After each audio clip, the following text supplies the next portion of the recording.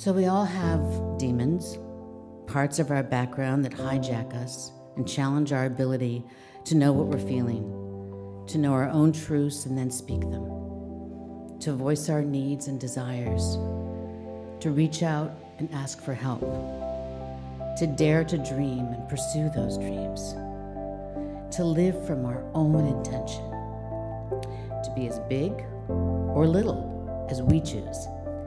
It's risky to choose.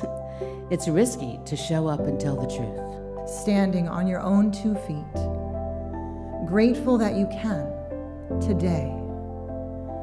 Recognize and notice and feel that you are not alone here, in your standing. And the breath that you take is an exchange between what lies inside of you and what lies in the other, what lies in the deepest glimmer of yourself. But it is often through our journey through darkness that we discover the light within. For me, it was my journey through the debilitating darkness of depression that I discovered the light within me. Getting locked up set me free to realize that while mental illness can break my mind and the mental health system can confine my body, there are no walls in this world that can contain my spirit. I looked deeply inside and I found a spark of the life force. It was very quiet, it was very small, but I listened to it. As I listened to it, it became louder and louder, and I started to embrace it, and I made a decision that I was going to stop trying to kill myself. After that, doors started opening. I've been labeled bipolar, and don't talk about like me being a woman of color, being athletic, being a woman who's gay. You know, like, oh my God, it's because she's gay that she had those mental health issues. No, I've heard it all, you know, and you know athletes are crazy. It's all these labels that have just been thrown at me.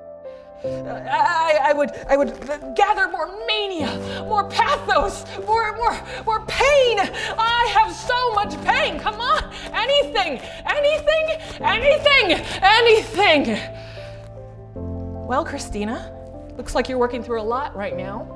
Let's talk about this more next week. In my family, like most communities of color, like you think that people of color can't have mental illness, that it's a white person thing, that only people who have the privilege or the resources to see a therapist, those are the only people that either have a mental illness or deserve the treatment, rather. And so that was something that if you had any complaints, you did it at home, but yet I felt like I couldn't even express it there. And so, like others have expressed, I just kept it inside. I'm not grateful for the people that I hurt in my life. That's the most difficult part. But I know that my journey was for this reason to become to who I am. And I also want to say my recovery, yoga, huge in my recovery, support, love, the right doctors, the right care, knowing that I'm flawed, and I only really truly hang out with people that are flawed. Even though you all are, I like the ones that admit it and just come out there. I have a friend, I was addicted to heroin, but I got off. I'm all those things. I'm a daughter of Muslim parents, I'm feminist, I'm activist, I'm social worker, I'm therapist.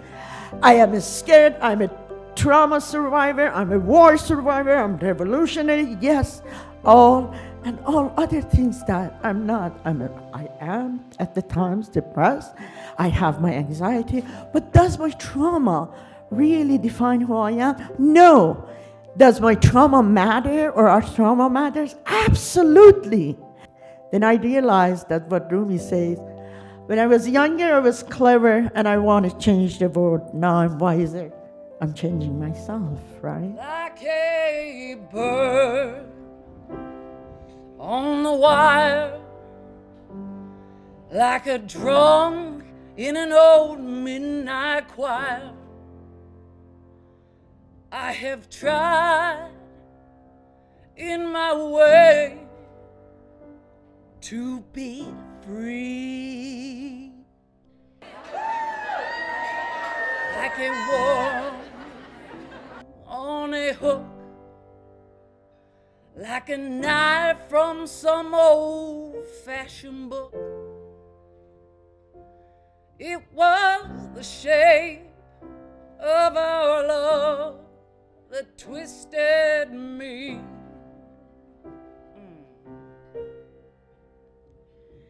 If I have been unkind, oh, if I have been unkind,